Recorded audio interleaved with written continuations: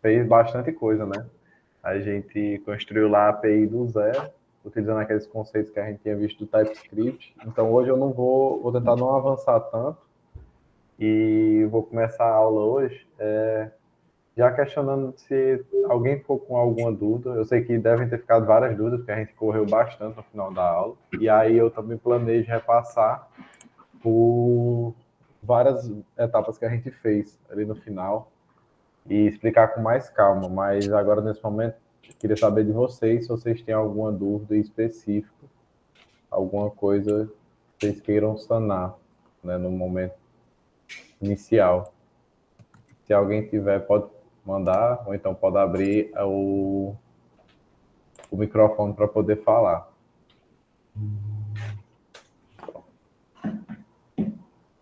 Vai sim, Gustavo. A gente vai ter o arquivo do Docker Compose, a gente vai ter o Dockerfile também. De começo agora, eu não trabalhei com o arquivo do Docker porque eu queria ir caminhando para poder chegar lá, né? Por isso que a gente usou o comando do Docker no terminal para poder gerar o.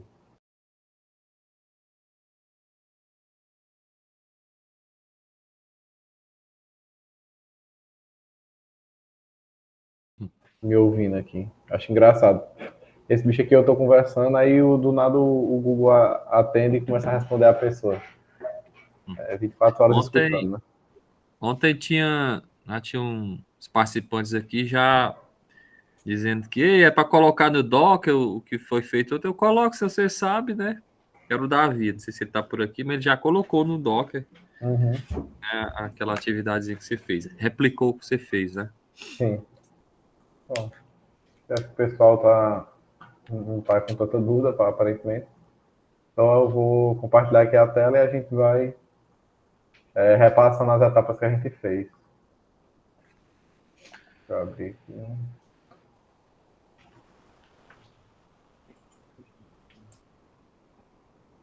Deixa eu ver se eu lembro como era o nome do projeto que a gente tinha feito, né?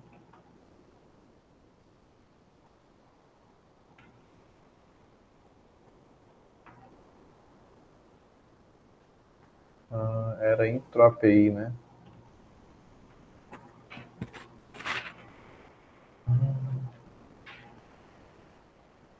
Pronto, show de bola.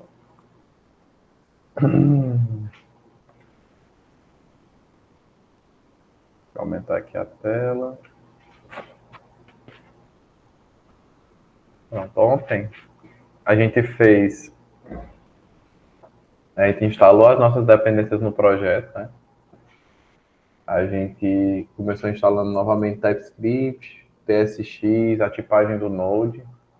E aí, em seguida, a gente foi fazer as configurações do projeto, né? Que foi do nosso app, ou também pode ser chamado de server, né? E tá dando uns erros aqui, deixa eu ver o que eu.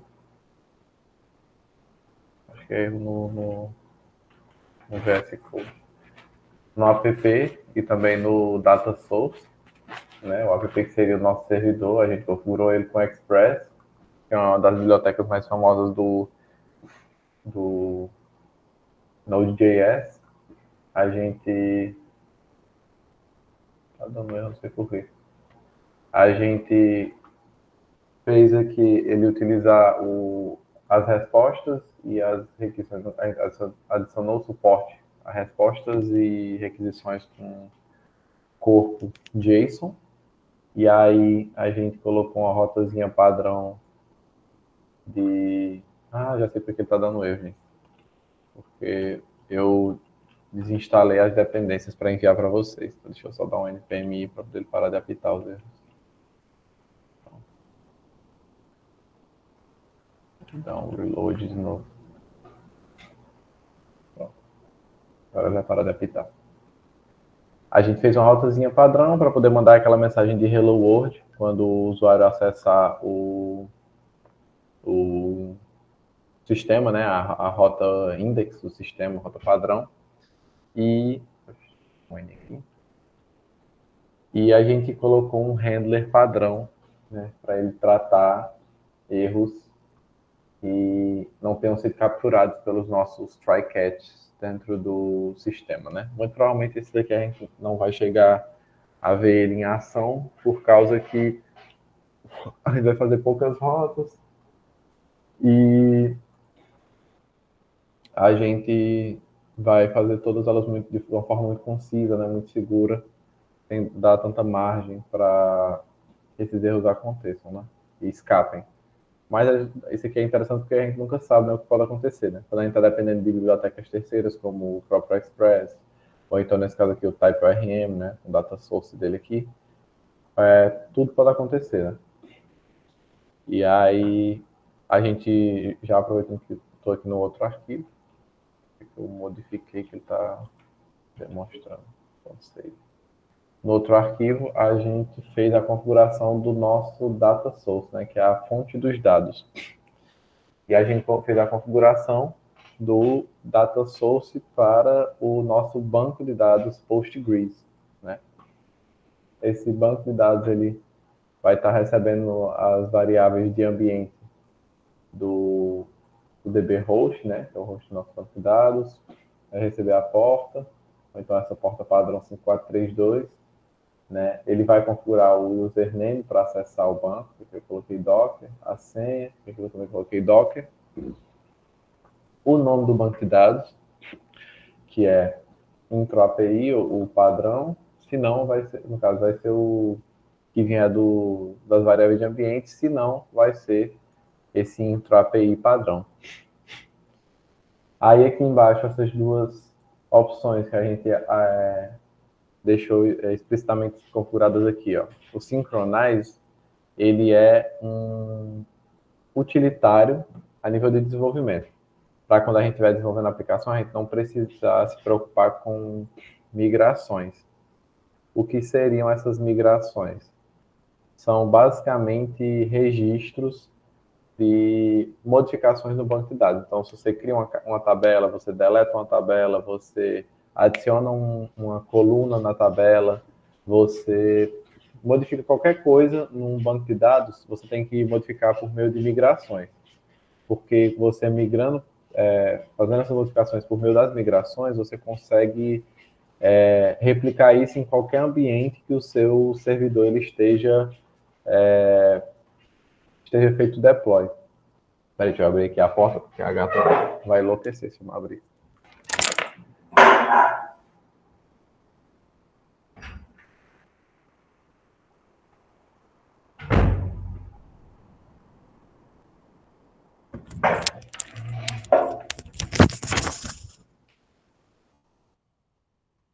Acho que não deu para escutar aí, mas ela tá rasgando a porta ali há tem um tempo.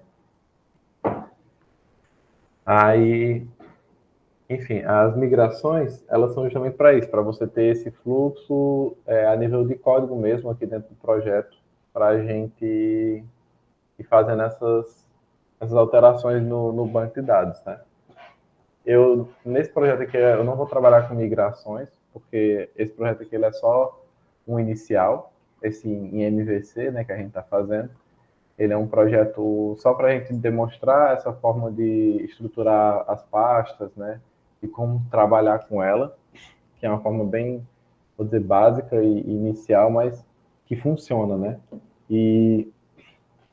Mas quando a gente for mudar para o Clean Architecture com o hexagonal, a gente vai ver em as migrações, a gente vai ver todos os componentes, inclusive teste, a gente vai ver integração com serviço de e-mail, né? Nessa daqui eu vou tentar, primeiro contato, eu vou tentar manter tudo mais simples, né? Mais conciso. Então, nesse daqui, que a gente está fazendo, a gente não vai ver. E aí aqui embaixo a gente tem as entidades, as migrações e os subscribers, que essas daqui eu deixei só para poder a gente ter noção de que existem, caso a entidade ela é obrigatória, porque migrações é o que a gente já falou, são alterações feitas no banco de dados, né? Inclusive, deixa eu só exemplificar para vocês, para ficar mais fácil de ter uma noção de o que são as migrações, né? Mostrar aqui do BWeb, por exemplo, que é o projeto que eu faço com o professor Renato. Database Migrations. Aí vocês vão ver aqui, ó, a quantidade de migrações que a gente tem. Isso aqui tudo são modificações que a gente foi fazendo com o banco de dados. E isso aqui, essa numeração, é um timestamp de quando essas modificações foram feitas, né? Por exemplo, aqui tem as mais básicas, que é criar a tabela de usuários. Aí ele cria, né, a nível de código TypeScript mesmo, utilizando o TypeORM, ele cria a tabela de usuários, né? Ele diz como é que ela deve ser, ela tem que ter um ID, tem que ter um nome primário, um nome final, né, que é o last name, é o sobrenome, e-mail, senha, admin, created that, updated that, enfim, ele faz tudo isso. E aí, futuramente, por exemplo, ele cria a tabela de apiários, cria a tabela de colmeia, e aí a gente futuramente, deixa eu ver aqui, tem algum momento que a gente modifica.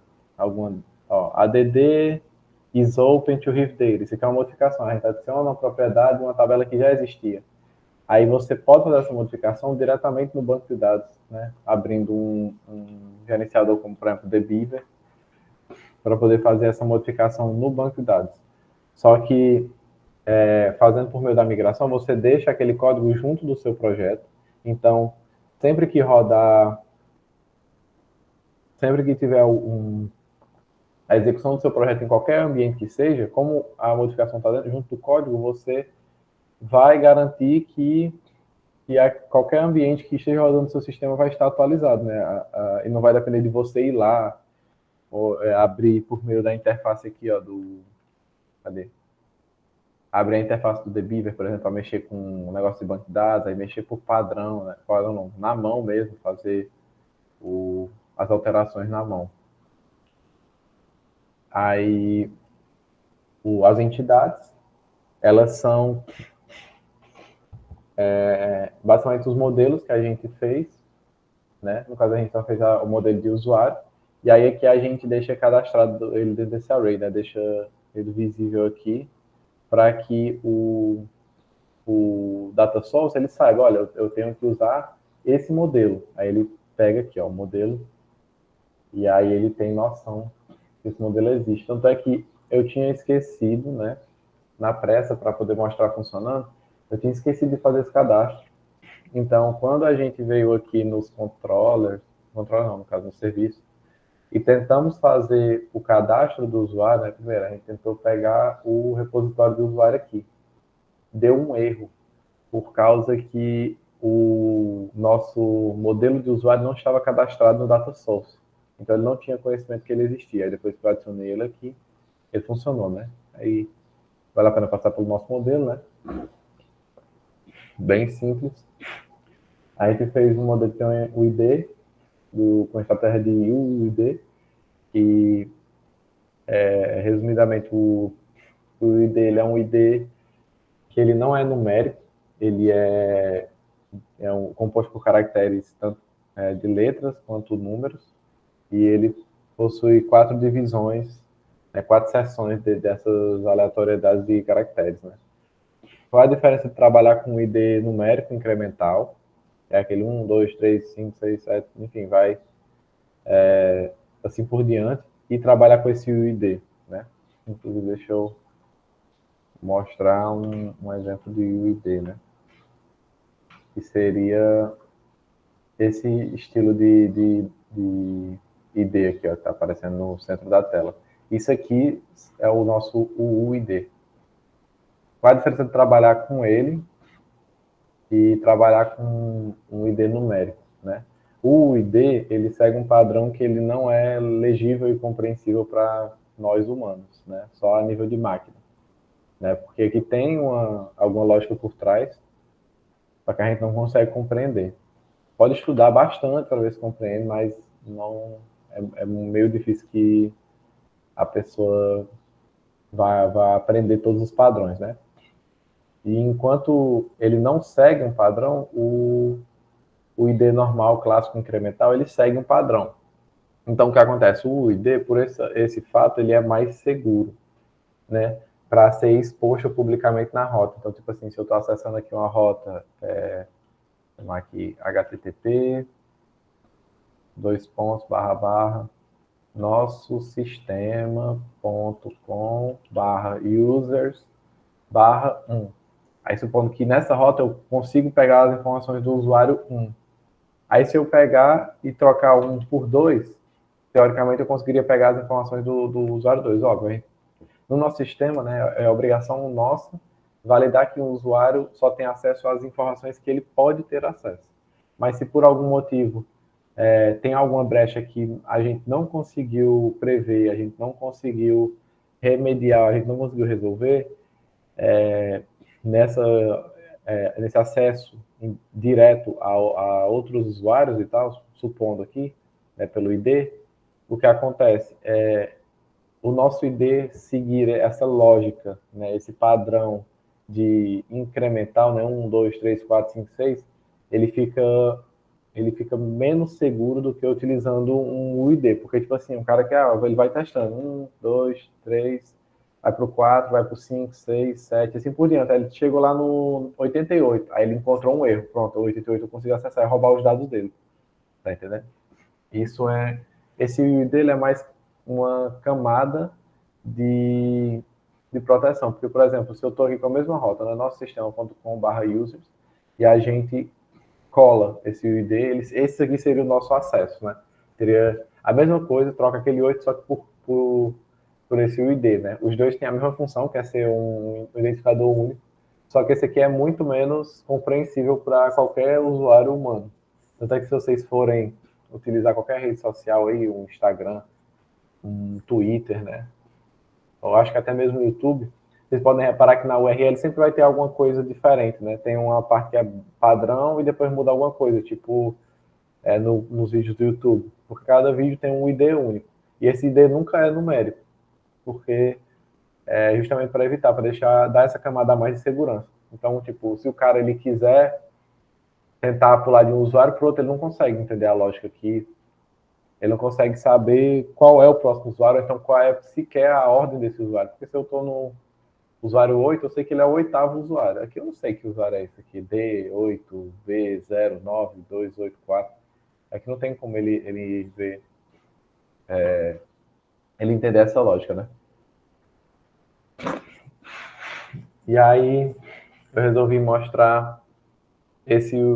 utilizar esse UID já para mostrar essa estratégia diferente, né? Porque todo mundo acha que deve estar acostumado e já trabalhou a trabalhar com incremental, né? É interessante ver que eles têm outras formas de trabalhar e com finalidades diferentes, né? Seu sistema não vai explodir do dia para a noite por você estar utilizando o ID incremental. Muito pelo contrário, ainda tem muita gente que utiliza o ID incremental normal e não devem deixar de utilizar, porque cada um tem sua funcionalidade, né? Enfim, isso é um papo um pouco mais avançado. Aí, se vocês quiserem que eu fale sobre isso, né, especificamente, vocês podem deixar aí no chat. Aí depois eu volto a retornar nesse assunto. É um assunto bem interessante também. Quando utilizar cada tipo de ID, né, e eles, inclusive, podem trabalhar em conjunto. E aí depois a gente criou aqui, né, a gente declarou que nosso usuário vai ter uma coluna chamada name, né, que é o nome do usuário, esqueci como era a tradução. E aí essa coluna vai ser do tipo varchar, né, que é basicamente o string do banco de dados. Aí embaixo ele vai ter e-mail, que vai ser também string, é o e-mail do nosso usuário. Inclusive eu tinha esquecido, gente, acabei de reparar, ó. Tipo varchar, e aqui é interessante a gente colocar unique true. Se não me engano é assim. Porque dessa forma eu garanto que o e-mail vai ser único. Eles falam, João Pedro, mas você não estava fazendo lá a verificação? Eu lembro que você estava fazendo lá no serviço uma verificação. Uma validação de se o e-mail era duplicado ou não. É exatamente isso aqui, ó. Existing. Aí ele vai verificar se o e-mail já existe. Beleza, eu estou fazendo aqui, só que é sempre interessante a gente ter essa camada de segurança a mais.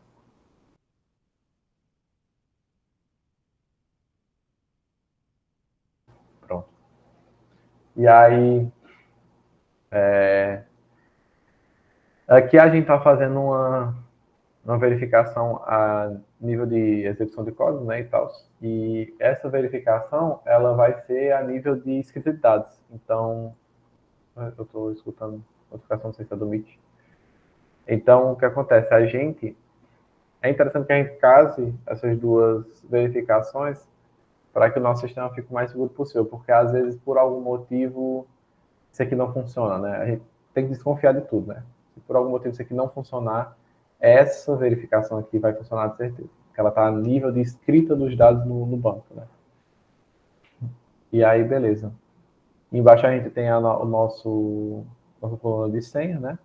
Também string, e depois a gente tem o create date column, que é do tipo data, né? E aí, se vocês bem lembram, né, a gente está usando essa exclamação, dois pontos, justamente para poder inferir para o TypeScript e dizer assim, olha, TypeScript, não se preocupe com o construtor, né, do tipo, quem vai mexer com esse negócio de construtor é o type ORM, né, que a gente tem aqui todos os decorators dele, aqui, ó, tudo vem do type ORM. E aí, beleza. Nosso modelo de usuário, a gente passou aqui, e aí a gente vai lá para o nosso controller, né. Eu resolvi trazer para vocês uma abordagem no controller um pouco menos carregada de responsabilidades. Então, aqui no user controller, ele vai fazer aquela validação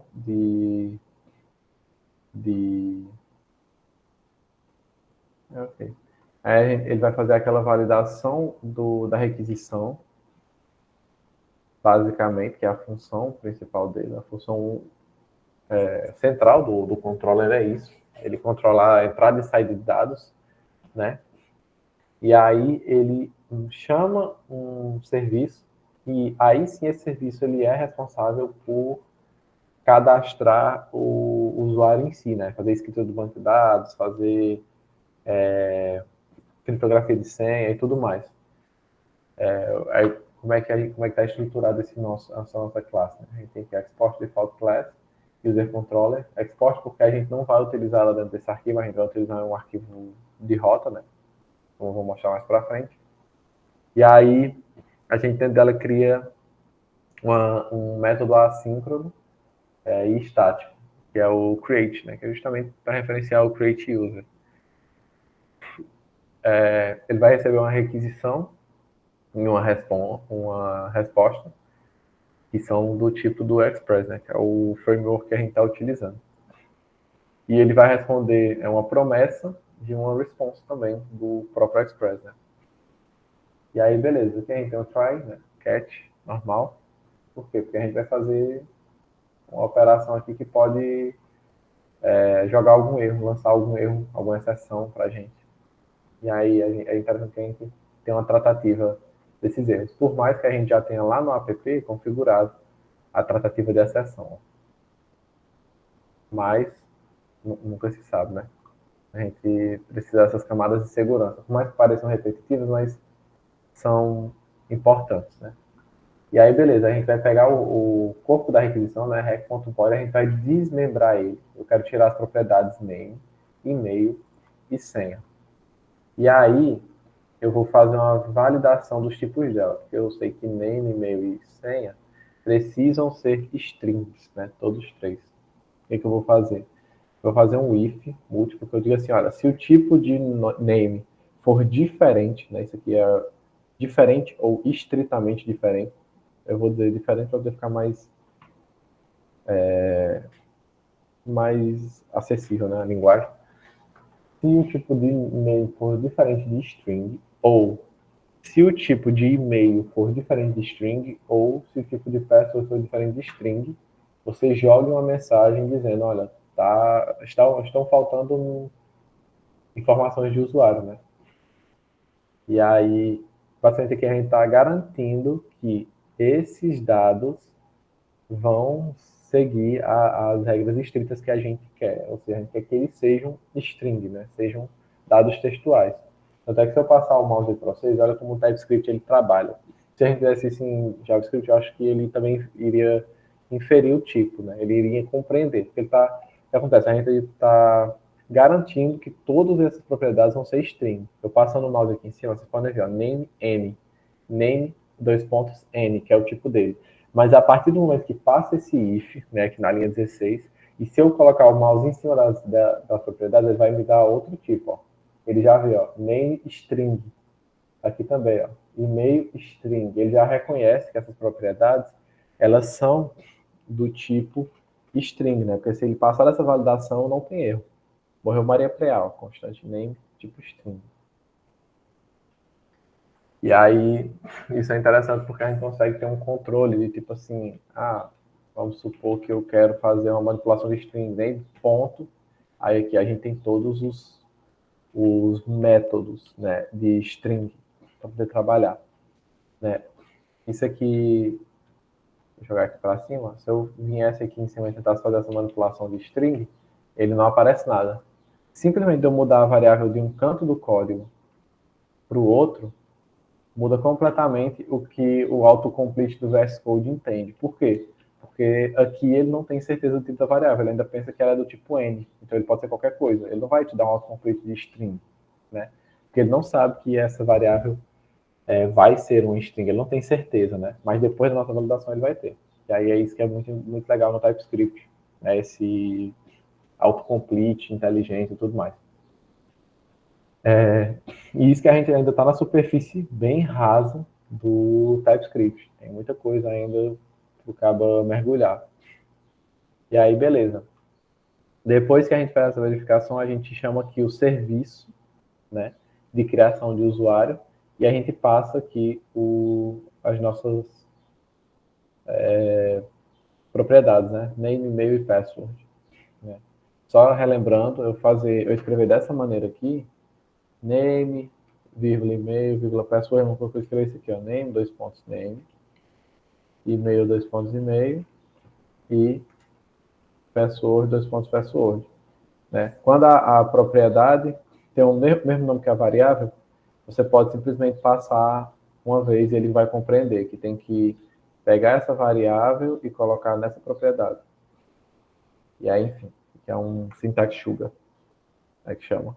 E aí ele vai fazer aqui, vai executar o serviço, né, await user service .create user, passando dessas formas que a gente recebeu. E aí é para isso aqui retornar o quê? É uma promise de uma omissão, sei que eu não sei nem como é que eu leio em português, mas é o quê? Eu tenho o create user DTO, que ele tem e-mail, tem a senha, o nome, o ID e o created that. E também a senha já falei, né? E aí o que acontece? Estou dizendo que eu quero omitir dele a senha, né? Omitir do create user DTO a senha, né? O password. Eu não quero que ele retorne senha. Então eu estou prometendo que eu vou retornar um dado nesse padrão aqui. Beleza.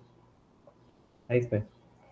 E aí aqui a gente vai armazenar esse retorno que vier, né? E se tudo estiver certo, a gente só dá um return, né, response com o status 201, que significa created.json, respondendo dando uma resposta JSON para o nosso usuário, e o que vai ser essa resposta? O nosso usuário que foi criado, né? Ele vai retornar as informações do usuário. E aí, beleza. Eu acabei de reparar uma coisa que eu vou deixar aqui só o comecinho para me lembrar de fazer. Interface, aí create user, bom, sei lá, deixar assim.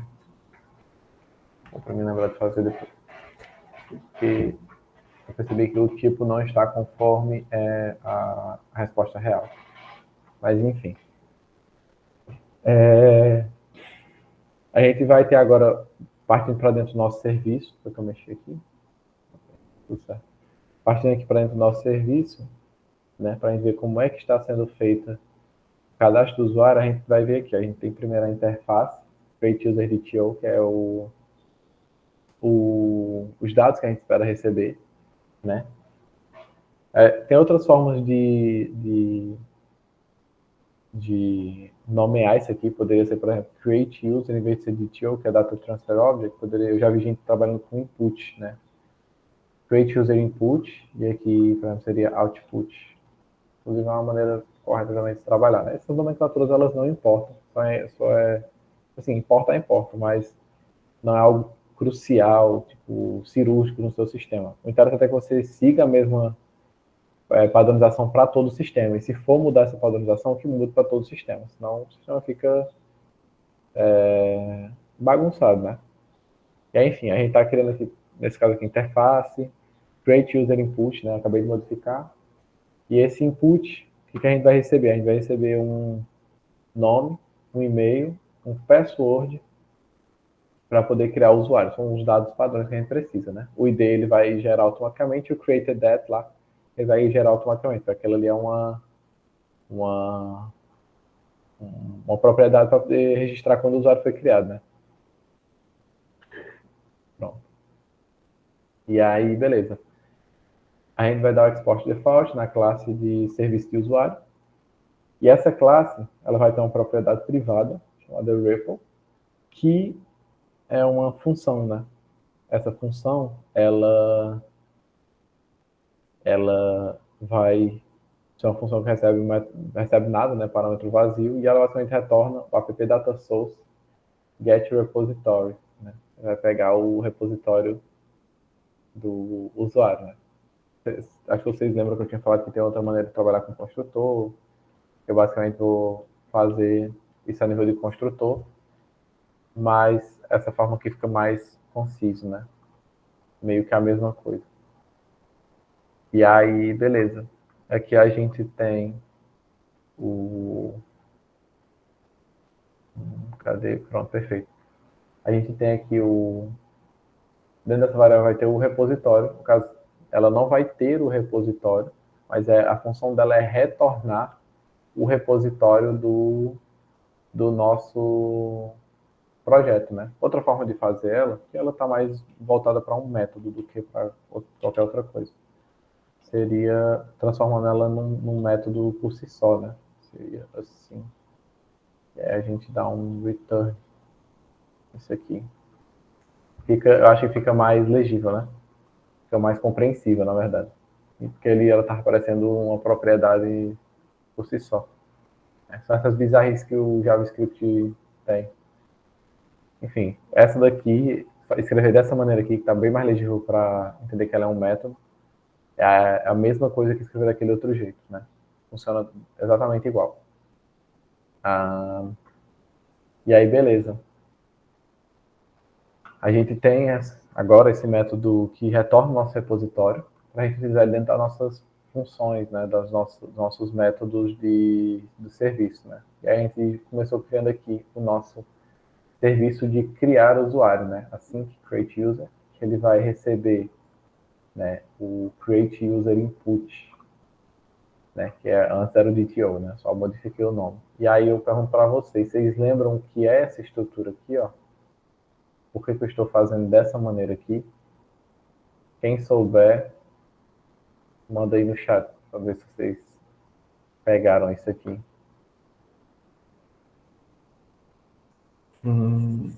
Cadê? Pessoal, Gustavo, Lucas, Paula Natália, pessoal que estava aqui na aula passada. Vocês lembram o que é essa estrutura que eu mostrei?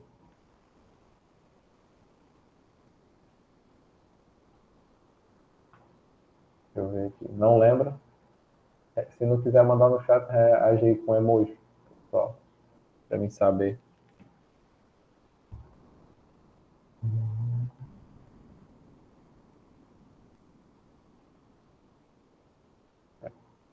Acho que o pessoal não lembra, não.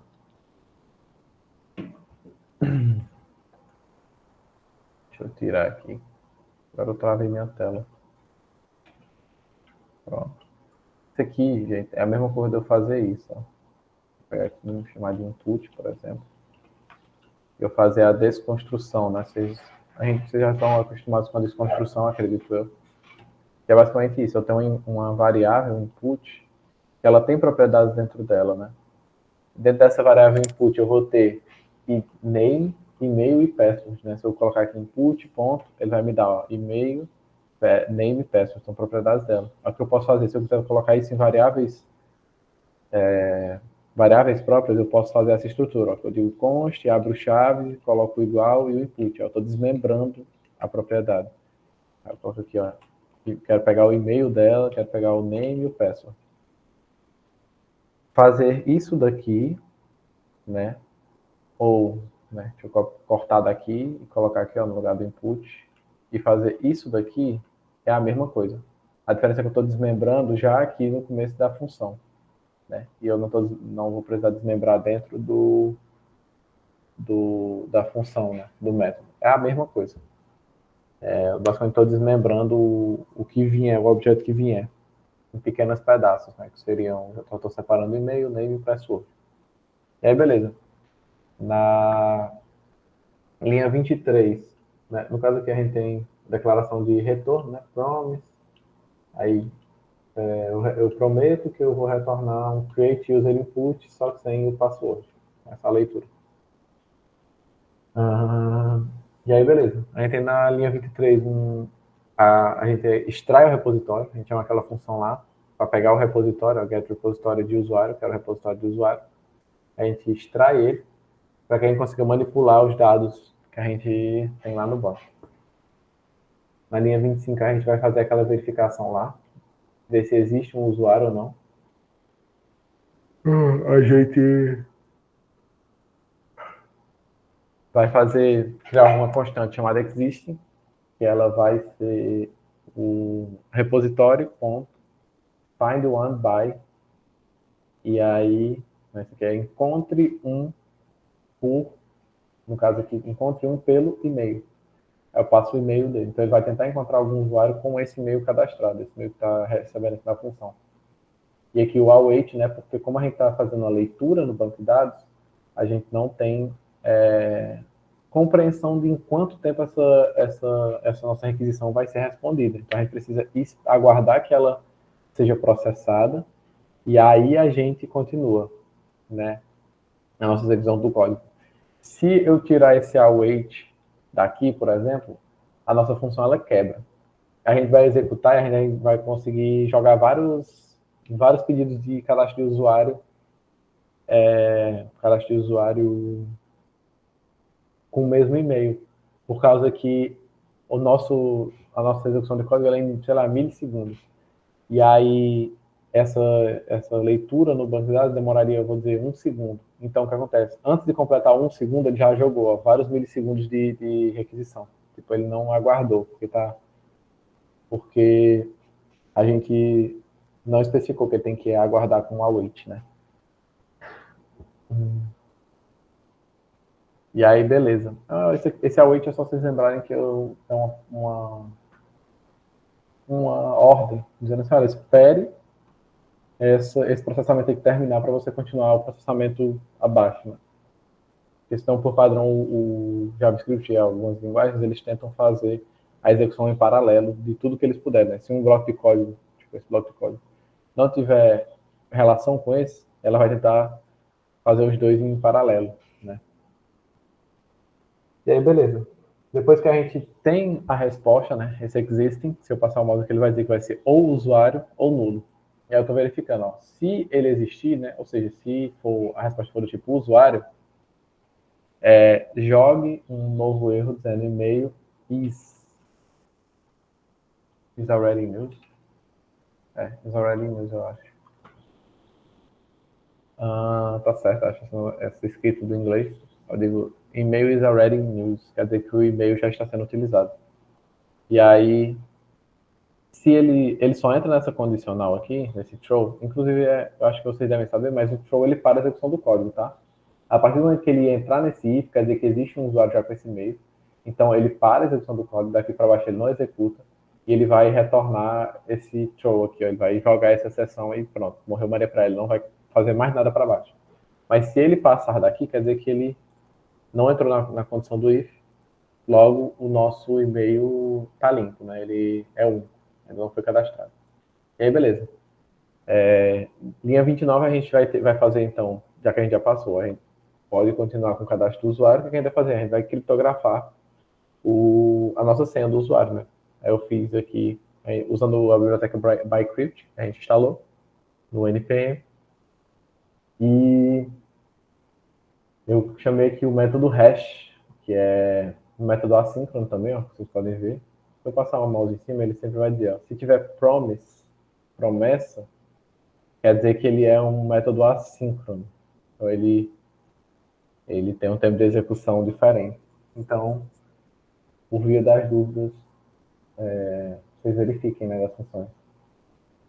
Essa daqui, ela não é assíncrona. Interessante, a do repositório não é assíncrona, é de escrito.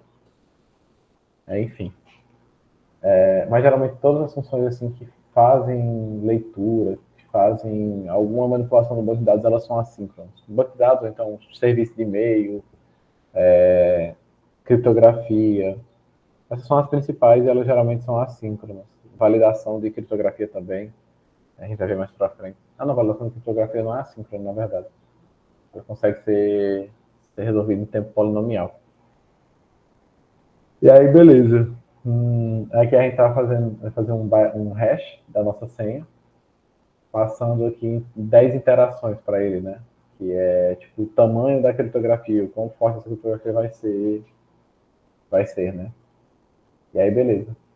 E embaixo a gente vai tentar fazer a criação do usuário, né? Repository, create, e aí ele vai... Ah, sim, tá certo. Agora eu lembrei. Repository.create, ele vai criar uma instância lá do nosso modelo. Cadê o nosso modelo? Models, user.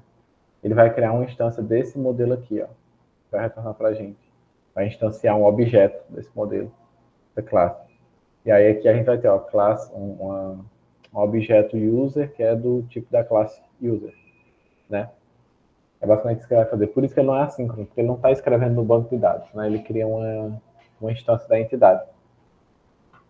E aí, beleza. A gente tem aqui a atribuição, né? Nome vai ser o nome que a gente pegou, que a gente está recebendo. O e-mail vai ser o e-mail que a gente está recebendo, mas o password, ele vai ser o hashed, né? A gente não vai guardar a senha da pessoa de verdade, a gente vai guardar a criptografia dela. E aí, logo embaixo, a gente vai fazer um await repository save user. Agora sim, ele vai escrever esses dados no banco de dados. Então, esse daqui, ó, se eu passar o mouse em cima, novamente ele é uma promise, né? Então, ele precisa ser aguardado o término dele para poder tudo funcionar. E aí, beleza. Se aqui eu, por exemplo, colocasse um await, só para deixar claro para vocês, que não necessita do await. O repository create, ó, ele não tem retorno, ele tem o retorno do user, não tem retorno de promise. Isso aqui faria alguma diferença? Não faria diferença nenhuma, né? Porque como ele já não precisa do await, se você colocar o await é a mesma coisa que nada para ele. Ele vai continuar executando da mesma forma, né? Diferentemente de uma função que precisa do await e a gente não coloca o await nela. Aí vai ficar o fluxo de código todo bagunçado. Tanto é que se vocês repararem aqui, ó, esse repositório ele não precisa de await. E vocês podem ver que nos outros que precisam, ele não tem esses 3 pontinhos embaixo. Por quê? Porque se eu passar o mouse em cima, ele vai dizer, ó, await não tem efeito no tipo dessa expressão. Então, tipo, ele já meio que está indicando, olha, esse await aqui tá perdido, não precisa dele. E aí, beleza. A gente tem... A gente vai salvar o usuário no banco. E, por último, a gente vai fazer o quê? A gente tem que retornar o usuário, né, sem a senha. A gente vai desconstruir o objeto do usuário, que a gente tinha criado lá em cima. A gente vai tirar a senha dele. Tiramos a senha. E a gente vai depois pegar o restante dos objetos, que seriam id, name, e-mail e created at.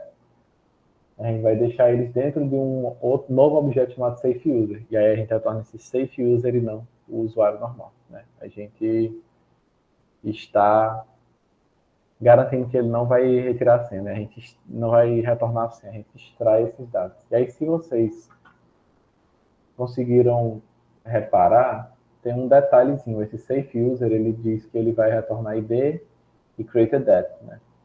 Só que aqui em cima na nossa função, a gente tipou... Cadê? Aqui, ó.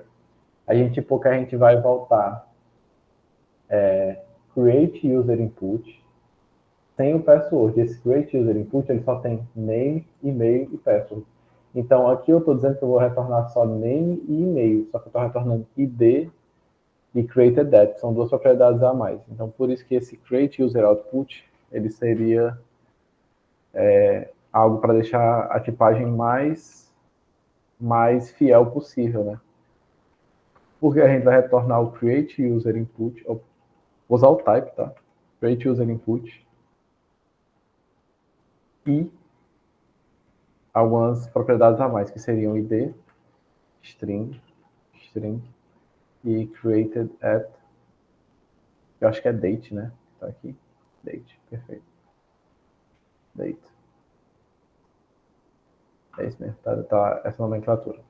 E aí, perfeito. Dessa forma, sim, perfeito. Deixa eu modificar aqui. Aqui eu tenho que colocar o omit, porque dessa forma aqui eu ainda estaria retornando o password, né? Eu tenho que omitir o password aqui. Então, como é que eu vou fazer? Vou omitir o password. Eu vou apagar isso aqui, né? Vou escrever omit. De onde que eu vou omitir? Vou omitir do create user input. E o que é que eu vou omitir? Coloco entre aspas o password. Propriedade password. E aí fecha o negocinho aqui. E aí, beleza, perfeito. Aqui já tá tudo certo. Eu tô unindo os tipos aqui, ó.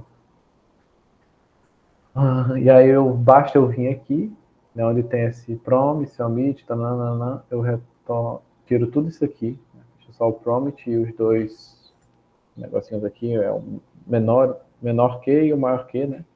E dentro dele eu coloco create user output. E aí pronto. A gente agora tem uma tipagem mais fiel com o nosso dado realmente retornado, né? Aí alguns de vocês podem estar se perguntando qual a extensão que mostra essa descrição antes do valor. Antes do valor. Essa daqui, né? Tu diz? Gustavo. Salt or rounds. Pronto, isso aí é do próprio VS Code. Aqui, ó, nas settings, tu vinha em extensões. TypeScript está por algum lugar aqui. Se vocês verem primeiro do que eu. Bota aqui. TypeScript. Aí, marcha é inlay hints, se eu não me engano o nome disso. É porque tem muita função aqui do JavaScript e do TypeScript.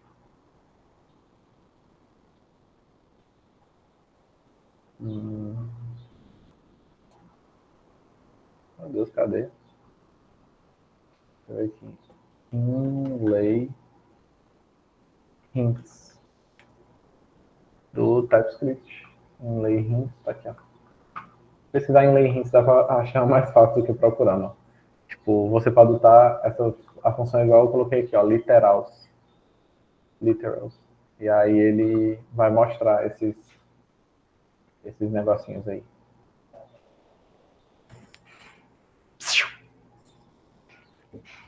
Desça daí. Ninguém manda em gato, não. Tá ali enlouquecendo. Enfim. Deu pra pegar aí, Gustavo?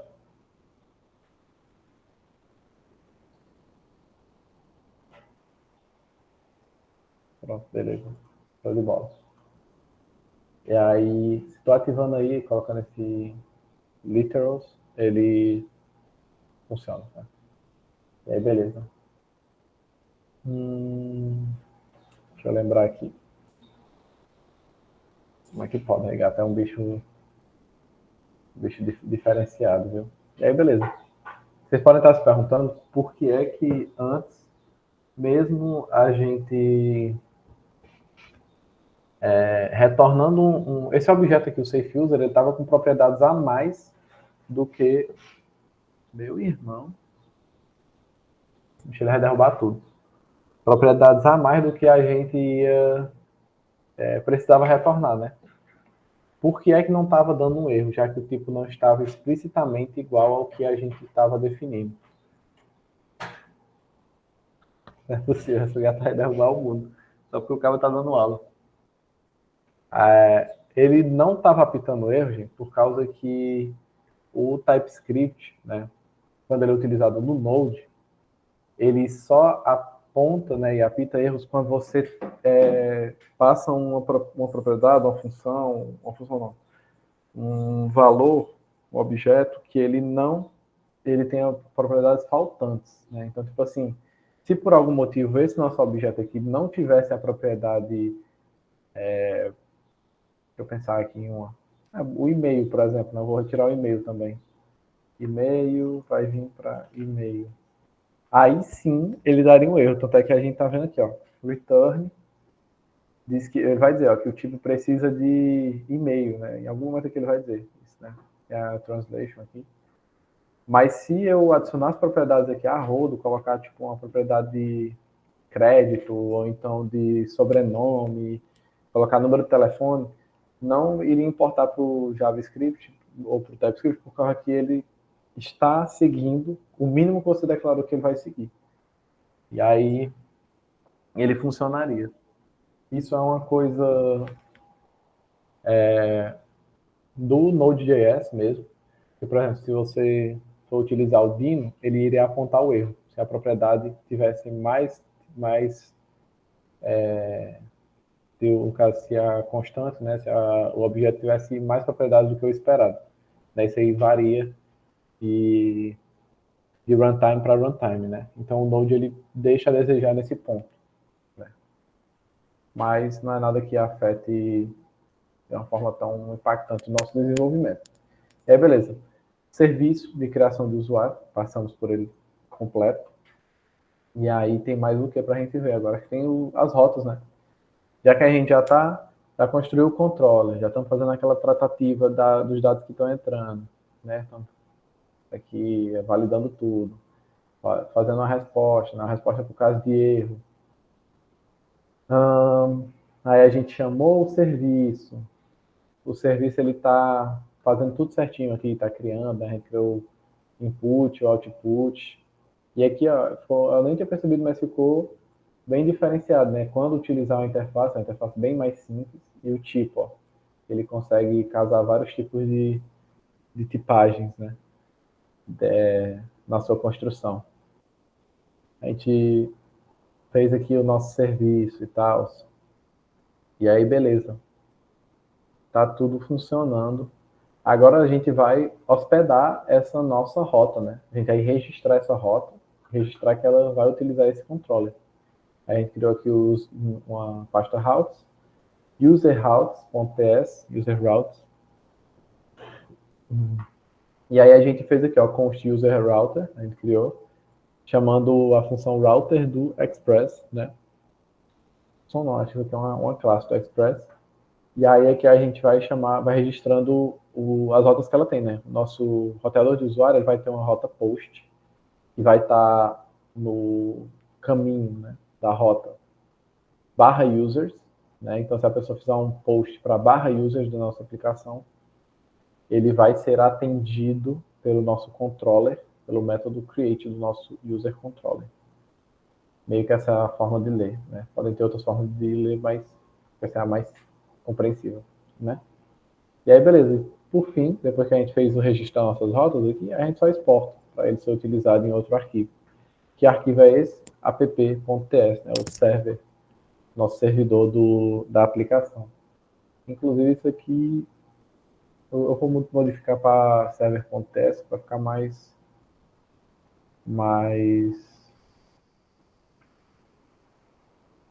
fazer mais sentido, né?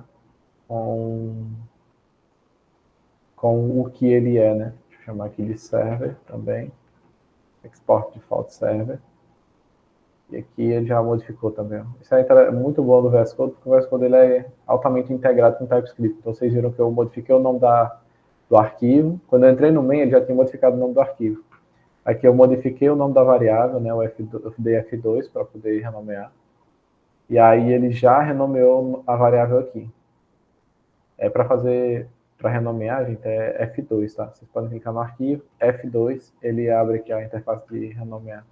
E aí ele vai dar uns pop-ups aí para o pessoal que está usando pela primeira vez o ambiente, dizendo assim, olha, a gente pode modificar, no caso da gente, o VS Code, a gente pode modificar outros arquivos que fazem relação com esse? Aí você diz sim, aí beleza, já arruma tudo o ambiente para você. Beleza. Nomeio para server, para poder ficar mais intuitivo, o nome da variável, o nome do arquivo e enfim, do nosso objeto. Ele é o nosso servidor, né? Configuramos ele e aqui, ó, na linha 8 a gente declarou, ó, server, ele usa o user routes. Então, todas as rotas que a gente definir aqui, ó, dentro do nosso arquivo, elas vão ser utilizadas pelo nosso sistema. Elas vão estar lá no nosso sistema. Né? E aí, beleza. A gente vem aqui no main, a gente chama o server.list, ele vai utilizar essas rotas. Né? E aí, perfeito. Ah, aqui no. Acho que eu não passei pelo main, né? O main é o último. O main é interessante, como ele é o primeiro a ser executado, mas ele é geralmente o último a ser modificado. Porque ele é justamente o que une o nosso sistema todo. Né? Ele é a etapa final de configuração de inicialização do sistema. Aqui a gente vai ter o, a importação da biblioteca Reflect Metadata, que é para funcionar o TypeRM. Essa biblioteca .env, ela é para a gente trabalhar com esse ponto .env aqui, ó, no projeto. Só que eu acho que ela não está funcionando por algum motivo. Eu não sei porquê. E aí, beleza. Aqui a gente faria a configuração do .env, né? Pediria para ele acessar, ele vai acessar esse arquivo, carregar as variáveis de ambiente e jogar dentro do projeto, né? E aí, beleza.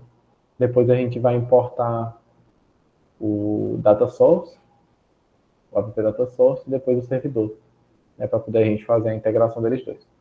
Aqui a gente vai chamar o data source, inicializar ele, e o ponto then aqui significa quando o data source foi inicializado, porque ele é uma promise, né? Ele é uma promessa. Tem essas duas formas de trabalhar com promessa. Ou você utiliza o await, ou você utiliza o ponto then. Né? São duas formas para solucionar o mesmo problema, né? São duas interfaces diferentes, duas abordagens diferentes. E aí, beleza. Eu digo que depois que inicializar o banco de dados, né, a conexão com o banco de dados foi estabelecida, então eu quero que você faça essa função. Que função é essa? O que vai ter aqui? Ele vai dar um console.log dizendo, ó, data source foi inicializado com sucesso, né? Data source initialized. E depois ele vai dar um server.listen no nosso servidor, né? Ele vai aqui a porta dele. E aí, esse server.listen, ele recebe a porta, também pode receber uma função. Que função é essa? Basicamente é um console.log, que ele vai dizer, ó, o servidor está ouvindo, né, está aberto na porta não, no endereço http localhost 2.3.000, né? E aí, aqui tem um ponto cat, que é para caso tenha um erro em alguma etapa, ele vai mostrar, ó, deu um erro durante a inicialização do data source, e aí vai fechar o processo do código. Deixa eu ver aqui o que que... Perfeito. Deixa eu só ver se tem mais alguma coisa que eu esqueci de passar. Eu anotei. Tá tudo certo. Beleza. E aí, dessa forma que o nosso projeto ele deve funcionar.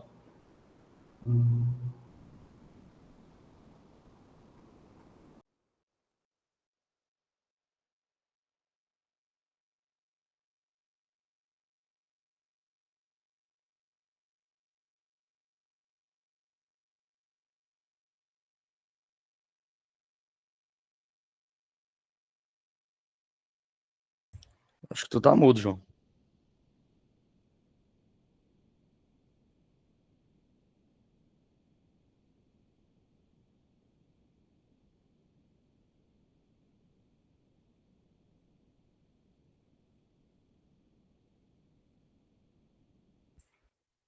Tá mudo, eu acho.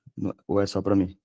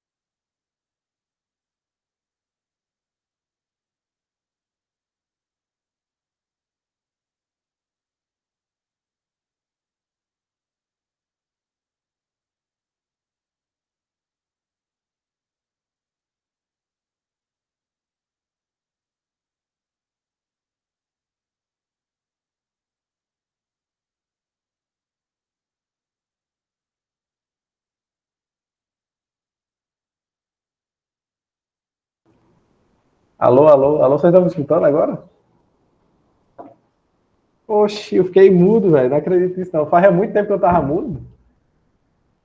Eu não acredito nisso, não. Mas eu não acredito, não, ó.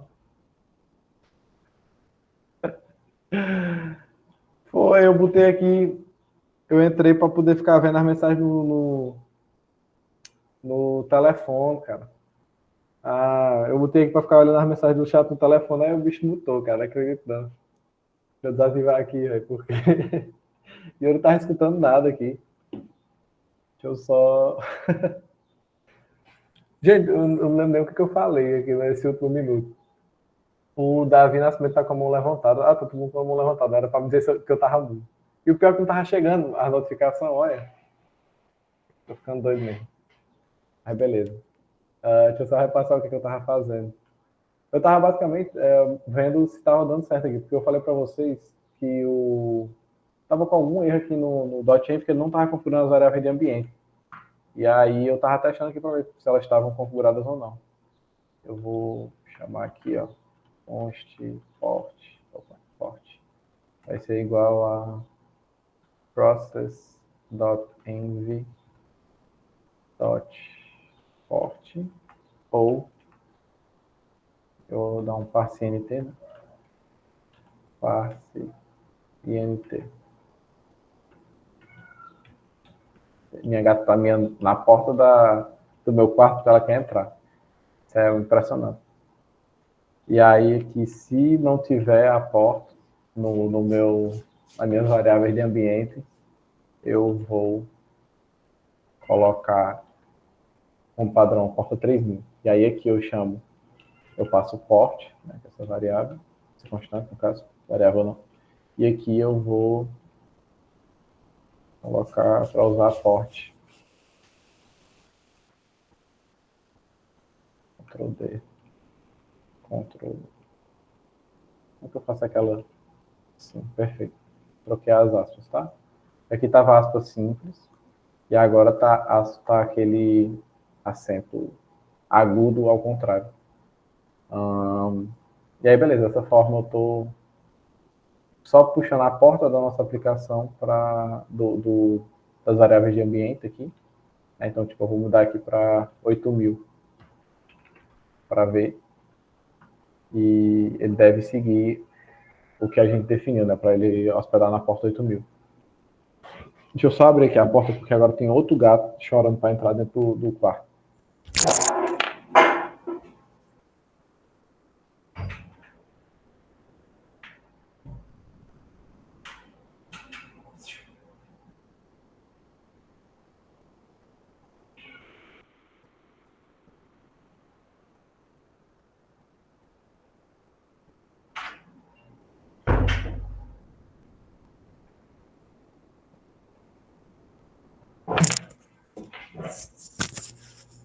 O negócio aqui é complicado, viu? É eu e meus professores auxiliares aqui. Acaba ter gato é complexo. Bicho que manda na casa. E aí, beleza. Deixa eu ver. Pronto. E aí, vocês lembram que a gente ontem tinha dado um problema no sistema. Qual tinha sido esse problema? Vou mostrar uma coisa aqui, 5433. Vamos ver uma coisa. Não sei porque não está pegando as variáveis de ambiente. Beleza. Esse mesmo. Ontem a gente tinha rodado um código do Docker para poder conseguir usar o banco de dados, né? O que foi esse comando do Docker que a gente utilizou?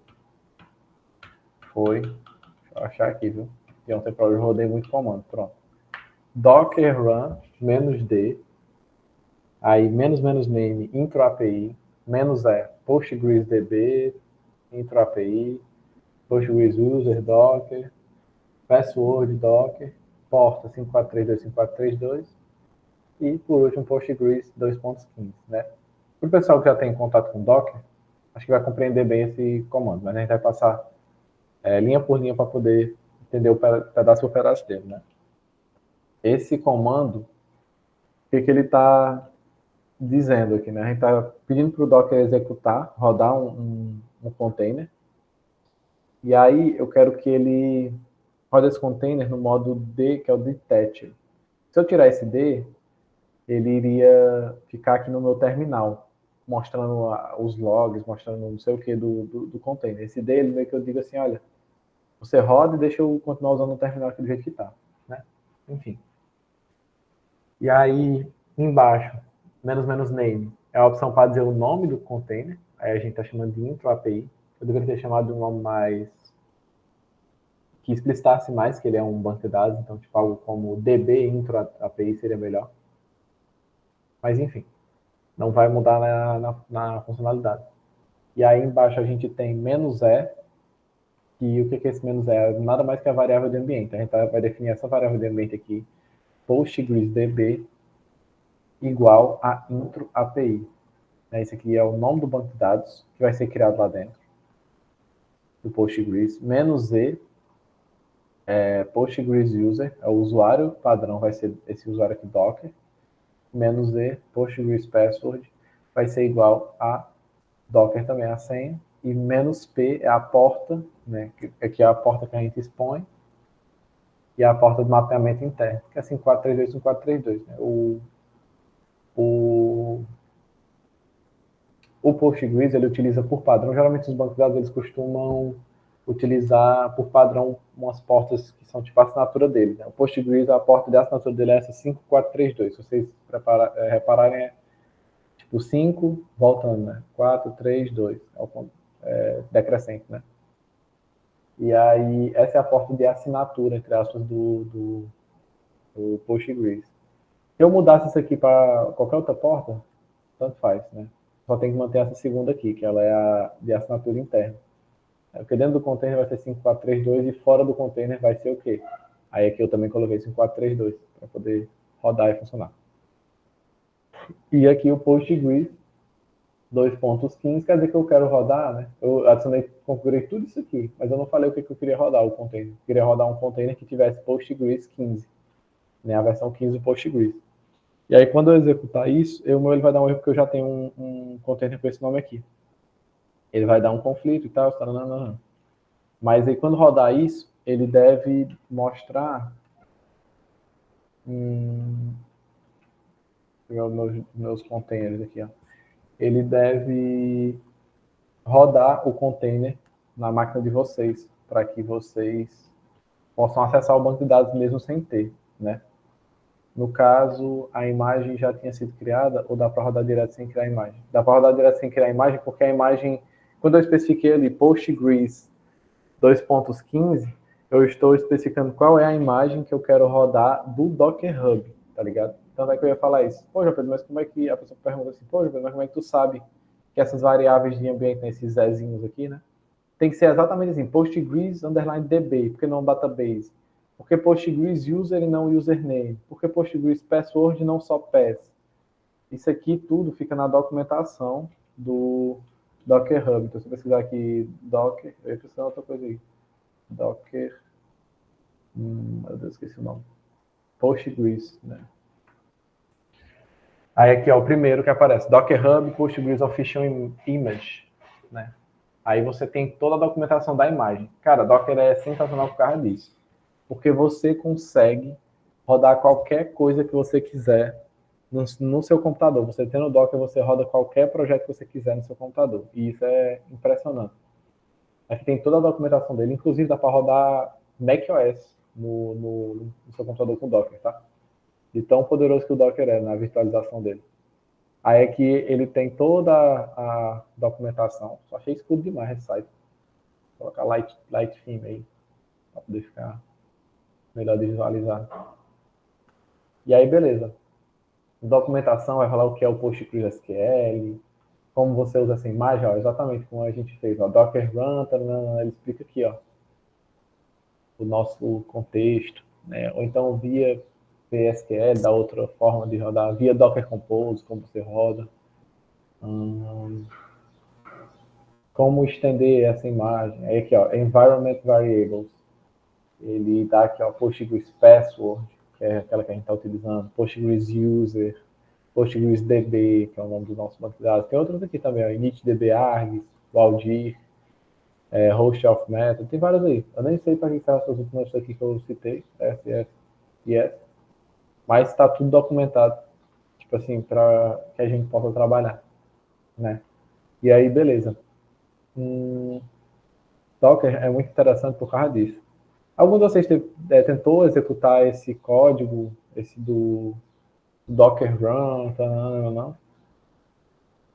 Vocês tentaram executar e tiveram sucesso, então quem tentou executar e não deu certo, deu algum erro, alguma coisa, manifesta aí no chat ou então nos emojizinhos, por favor. Subiu o container, conseguiu rodar, né, Gustavo? Beleza. E o restante do pessoal não tentou, não conseguiu rodar, deu erro.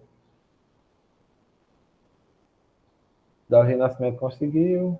João, e para quem nunca usou o Docker, que você pode orientar a ser feito?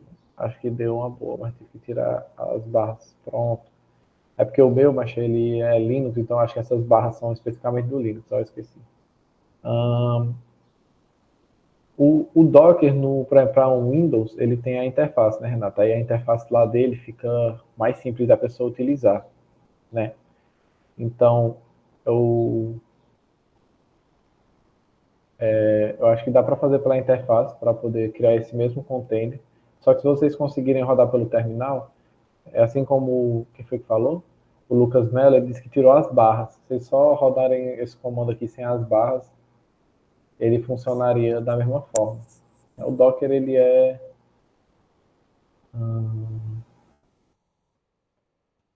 tipo assim, é mais fixação, né, de vários comandos. O pessoal que nunca viu o Docker e tem interesse em aprender por fora também, é meio que testando. Tipo assim, eu não sei explicar como é que eu aprendi a usar Docker, não. Eu aprendi muito fazendo mesmo, assim, no projeto do Renato. Aprendi também com IA. Eu não sabia direito como é que funcionava o Docker. Na época eu estava no começo do ChatGPT, eu estudei muita curva por ele, mas ele era meio lesado, dizia umas coisas erradas. Mas eu ainda aprendi alguns conceitos básicos, né, por ele. Mas, para o pessoal, aparentemente, o pessoal conseguiu rodar, esse comando aqui, ele deve funcionar. Aí, o que a gente está fazendo aqui, gente? A gente está rodando criando um container com o nome Intro API que vai ter um banco de dados da nossa disponibilidade. Isso aqui é muito interessante porque, por exemplo, eu não tenho mais banco de dados instalado no meu PC. O banco de dados que eu uso, né, é só por meio do Docker. Deixa eu dar aqui um Docker PS, que é um comando para poder mostrar todos os containers, né, que eu tenho. E aí ele mostra aqui, ó, que eu tenho um container de Postgres 15, outro de Postgres 15, Postgres 15 Alpine, Postgres 14, isso aqui são bancos de dados de diferentes aplicações que eu tenho, né? E aí aqui tem ó, os nomes MVC Curse, MVC Curse DBDev, Curse, BWeb, Vida Saúde, enfim, são vários bancos de dados que a gente tem. Tipo, e na minha máquina eu não tenho Postgres instalado, eu só uso por meio do container Docker, né? E aí, beleza. Vocês podem reparar que, inclusive, aqui a gente tem Postgres 15 e o Postgres 15 Alpine. Qual é a diferença delas duas? Basicamente, o Postgres 15 Alpine, ele é a versão mais... a gente vai ver algum SGBD para conectar ao Postgres do Docker. SGBD que tu diz é tipo The Beaver? Eu não lembro mais o que é SGBD, não. Tipo, eu utilizo muito The Beaver. Eu ia demonstrar para vocês um VS Code, que é acho que é Database Tools, esse é o nome dele, a extensão. É famosa que ela já fica integrada no VS Code, mas eu gosto muito de utilizar o Debiver para poder conectar e visualizar as coisas, né?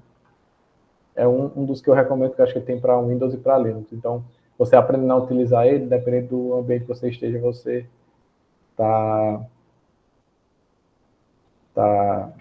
armado, né? Está armado a utilizar. E aí, Se alguém teve problema com... ninguém teve problema com esse Docker Run, teve? Pelo que eu estou entendendo. Acho que não, né? O pessoal não falou nada.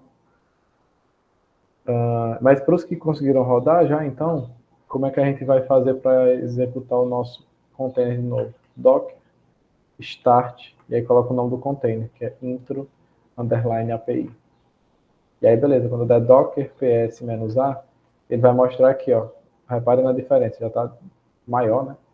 Porque ele está dizendo que essa imagem aqui, ela está rodando, ó, ela foi criada 23 horas atrás, foi ontem, né? E ela está rodando a 3 segundos. E aqui ele declara as portas que eu posso acessar esse meu container, né? Por meio da porta 5432, né? E aí o nome do container aqui no final, intro API, né? Eu tenho essa outra extensão aqui que ele mostra ó, as informações do meu container. Aí eu consigo fazer também, interagir com ele aqui, ó, tipo reiniciar, TK novo, eu consigo ver os logs do container, né? Eu nunca usei essa dos logs não, mas ele disse que eu consigo ver. Enfim. Agora a gente vai para o nosso intervalo, né, Renato? Isso, João. 15 minutinhos de intervalo. Pronto, perfeito. E aí daqui a pouco a gente retorna. Né? Só antes do pessoal ir para o intervalo, eu vou executar a aplicação, só para poder mostrar que está funcionando. A gente tem o Rundev, e aí ele funciona perfeitamente. Se a gente acessar, ele já vai estar criando usuários, né? Em HTTP. Tentar criar aqui, eu acho que ele vai dar erro porque está duplicado. Não, tem um saco. Acho que eu mudei a variável, né? Foi 8.000 agora. Lucas. A bicho. Esse? E aí, beleza. E-mail já está sendo utilizado. Esse e-mail já está sendo utilizado. Está funcionando o nosso banco de dados e o nosso servidor. Perfeitamente. Deixa eu ver o cabo que eu joguei no chão. Eu joguei um cabo preto. Então, daqui a 15 minutinhos a gente retorna. Tá no chão. Tem um cabo que eu joguei no chão.